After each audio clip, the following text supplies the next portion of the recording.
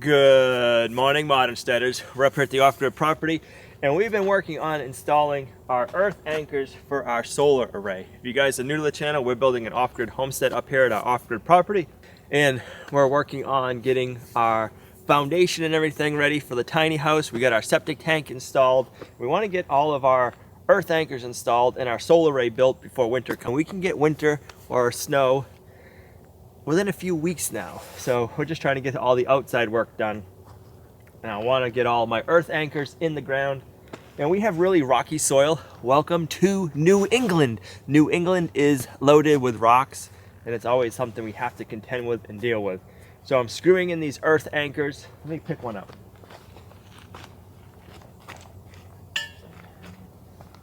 We're screwing in these earth anchors. They're 80 inches long. Yeah, they're taller than me. Huh. Yeah, look at that, would you? So they're pretty tall. We're getting them in the ground good. Some of them aren't going all the way down. For our area, we need them to be 63 inches deep. So if they're not completely all in the ground, that's all right. As long as they're 63 inches in the ground, we are good to go with our wind. This system will be rated for 105 mile per hour winds. We normally don't get that here, but every once in a while you could. So that's what it's designed for. So as long as we get these 63 inches in the ground, we're good. We'll cut them off. We'll weld our other pipes in. Everything's gonna look beautiful when we're done. But the issue I just had is I'm hitting a lot of rocks. Down here I'd hit the rocks and the earth anchors would go off at an angle. They weren't imperfectly straight. And the next pipes are smaller, so we have enough play to straighten them out. One of them we're going to have to make a base to offset it, but we'll get into that in another video. When I was working on the far end, I was hitting rocks for the last 4 holes, like within a foot. And we ended up destroying one of the earth anchors. We can fix it, make it work. We're not going to have a problem with that. But I just got scratching my head. We have these 4 and then 11 more over there. So we have 15 more earth anchors we got to put in. And if I'm going to keep destroying them and hitting rocks, that's not going to work. So I stopped. We did a lot of thinking and head scratching. At our other homestead, we installed a greenhouse, and we have even rockier soil over there. And we had to put posts in the ground every 4 feet apart. How long is that? That's 48 feet long.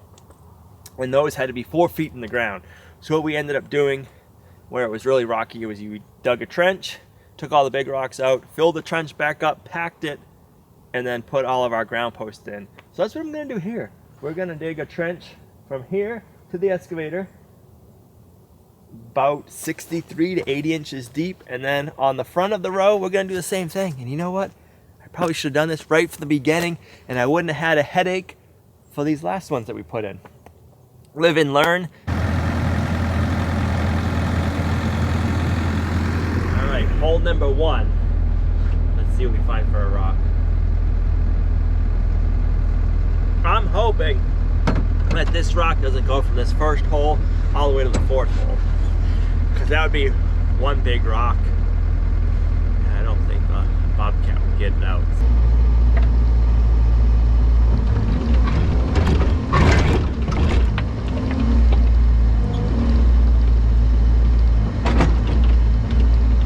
Oh yeah, that'd be the culprit, baby. Wonder the ringy dingy.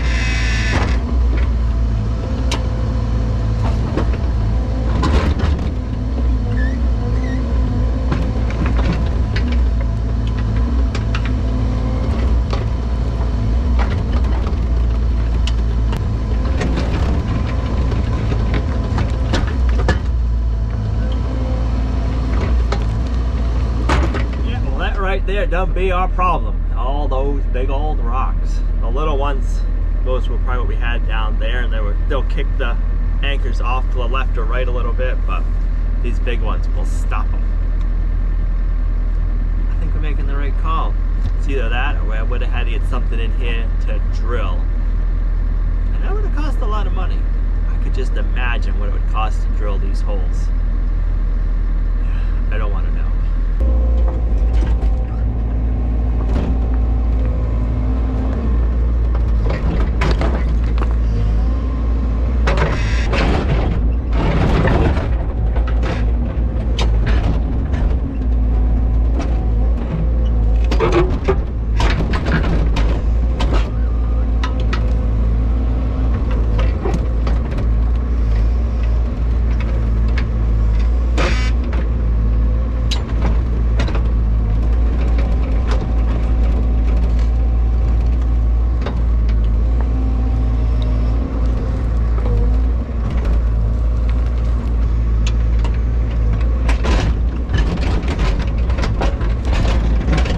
This right here must be the depth where that last earth anchor stopped. We're right around the 3-foot mark. I'm curious to see if we pull out for a rock.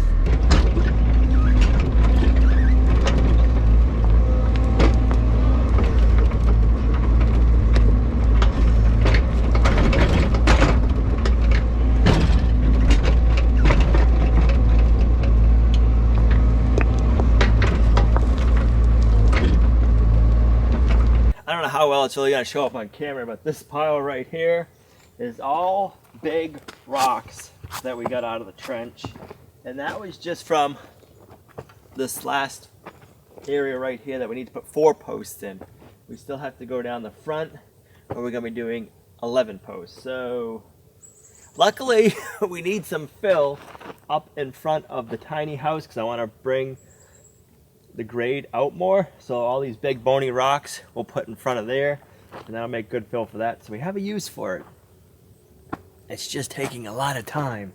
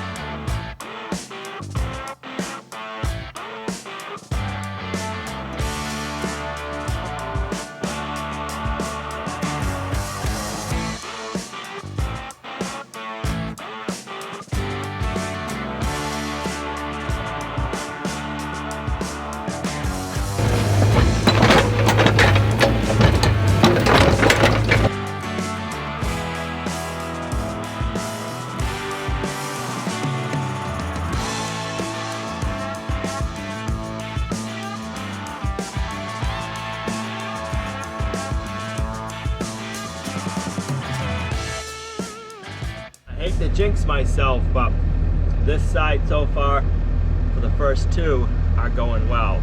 I'm wondering if it gets the big boulders back there for some reason.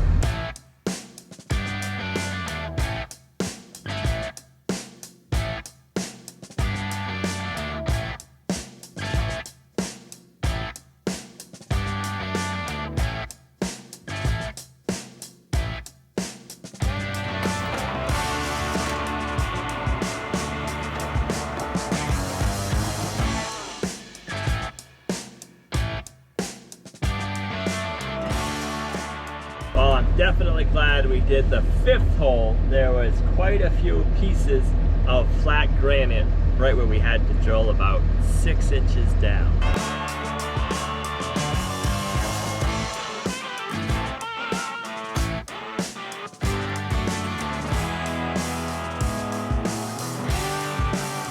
All right, last hole. Let's see how this one goes. So far, this side has not been as bad as the other side. Let's see if it continues this way.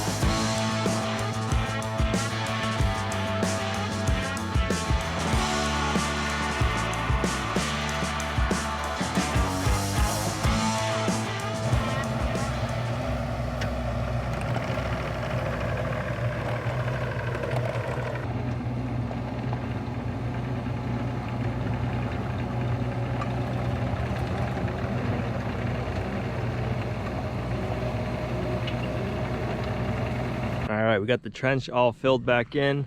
It's looking good. The hardest part was having enough material to fill it in with all the rocks we have taken out. We got a couple of piles here, there, and then there, which they'll all go over here to raise that up. But man, I'm glad we got this done. That was quite a project. It's another nice, beautiful one up here at the off-grid property, and tomorrow is the big day. We're gonna be pouring the concrete up here for our tiny house slab. We're gonna be pouring the concrete tomorrow with a friend and fellow YouTuber. Some of the tiny house build, we're gonna be doing a collaboration with this other YouTube channel. So I am excited to get the concrete poured. I am excited to be working with this other YouTube channel. This is exciting because this is the next stage of the build. It's gonna look so different up here once we have the slab, and then we can start on a few more finishing touches before we start building the tiny house. It's starting to get real.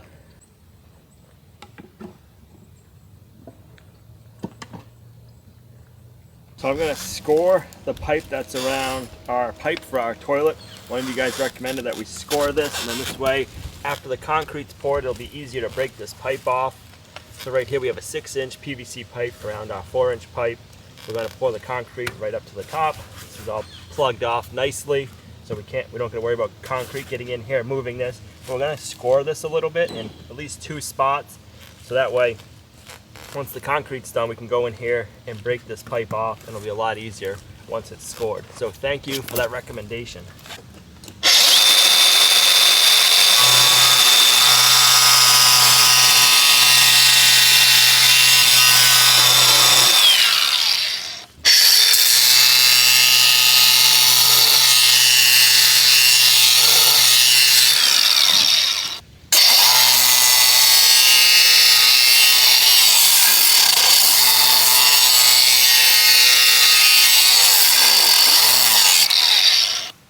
That should do it.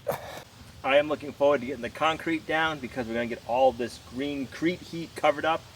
The stuff has worked awesome, but it is terrible for videoing when the sun is on it. It just looks obnoxious, so I'm sorry for that. It'll be covered up soon. But the other day we got 1.25 inches of rain, and it kind of messed up our forms a little bit. So we gotta go around and put the string back out and then just make sure the forms are nice and straight, because I don't want our concrete doing this when we're all said and done.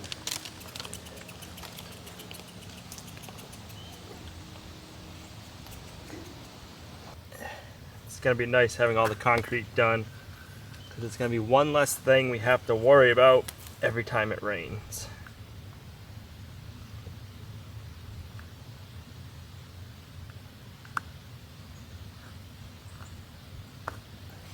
Yeah, so if you look down, there's one area that's pushed in about 2 inches. So we gotta fix that bow so it's nice and straight the whole way.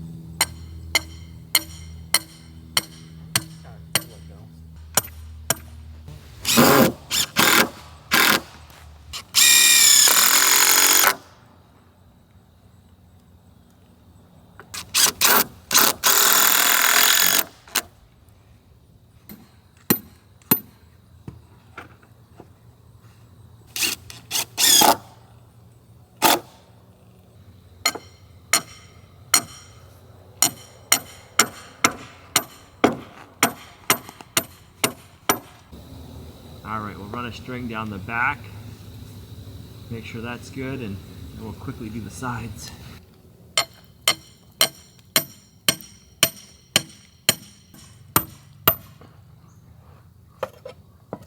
Alright, now we just have this one little bow left. Once we get this out, the long wall will be all done. And we won't have to do this again.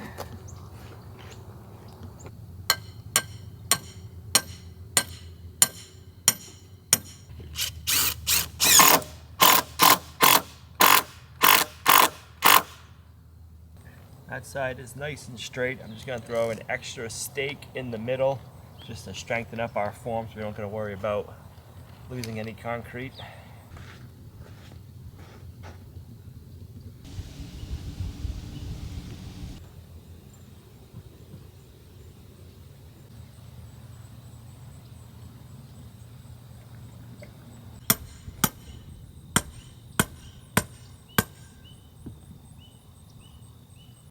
Babe, you missed tying down some of the rebar. There's one short little piece that we didn't get. You must have forgot it. I think you did. I don't know how you forgot. I don't even think I was over on this side. This was all your side. It was? Yeah, I did that side. This was your side. Are you serious? Let's see if I can remember how to do it.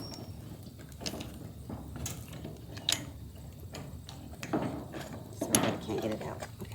I was just trying to see if you were paying attention. Good thing.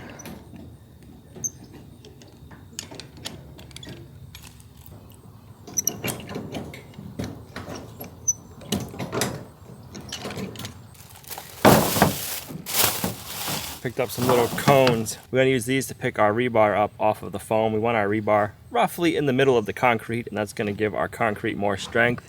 Concrete has, I believe it's called compressive strength, so like up and down, pressure on it, it's really strong. But side to side, it can break apart if it's getting pulled. So by putting your rebar in there, you're adding the strength of the side to side. So if it breaks, it can't pull apart, and that's the whole point of the rebar. So you want it in the middle, so you got your strength throughout your slab.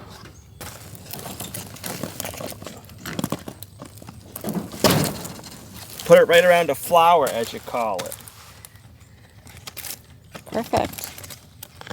Break these little plastic tabs off.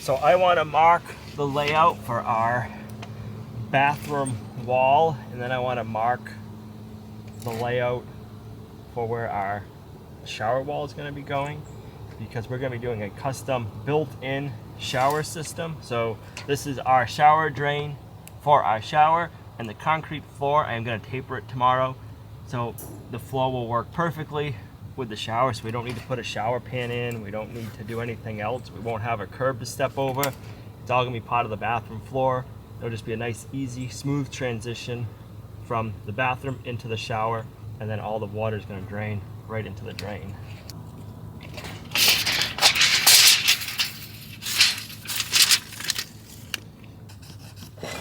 So this right here is going to be the wall between the bathroom and the powerhouse. So I want to taper all of the floor to the drain this way, and then from the back of the wall, which is here, so we'll taper it from here down that way, and then from the front that way. I got to pick up a few more of these cones tonight and put them in right before concrete gets poured because we ran out. We're gonna need, probably about another 15 of them down on the far end. But they've worked out really handy. They sit right over the little flower, as Gina calls it, in the crete heat foam, and it just stays there and it raises up the rebar nicely. And the radiant heat PEX is holding strong at just under 40 psi. I like it.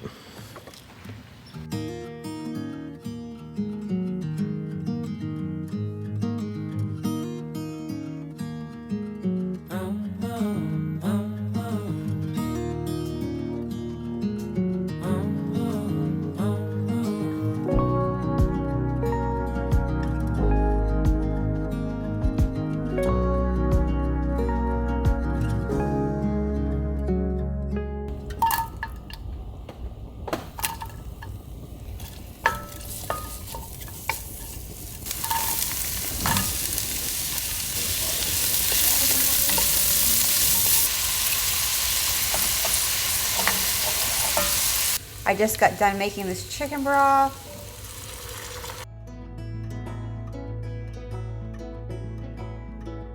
And I'm just gonna put uncooked rice in here. It's gonna take longer, but it's gonna absorb the flavors of the soup.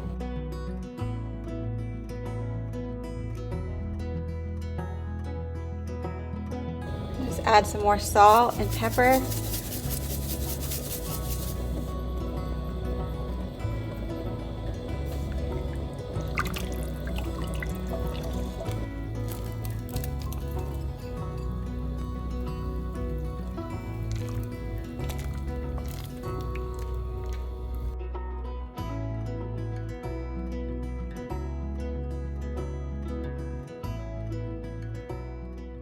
It feels good to be pouring concrete tomorrow, guys. We're so looking forward to it.